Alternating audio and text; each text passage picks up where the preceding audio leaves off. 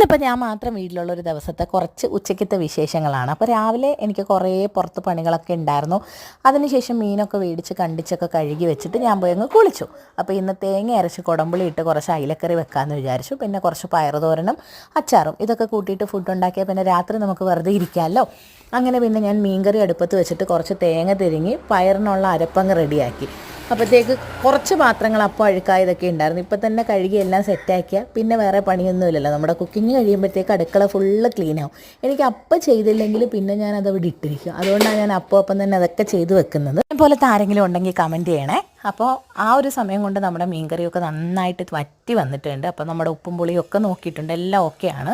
അപ്പോൾ അരിയൊക്കെ മുരിക്കാൻ വേണ്ടി വെച്ചിട്ട് ഞാൻ പോയി ഫുള്ള് കൗണ്ടർ ടോപ്പൊക്കെ ക്ലീൻ ചെയ്ത് ഫുള്ള് സെറ്റാക്കി വെച്ച് ഇനി ഫുഡ് കഴിച്ചിട്ട് കുറേ നേരം റെസ്റ്റ് എടുക്കാമല്ലോ. എന്നിട്ട് ഞാൻ എനിക്ക് കഴിക്കാൻ വേണ്ടിയിട്ടുള്ള ചോറും നാരങ്ങാച്ചാറും കുറച്ച് പയറുതോരനും ഒക്കെ എടുത്ത് മീൻകറി എടുത്ത് ഫുഡ് കഴിക്കാൻ പോവാണ്.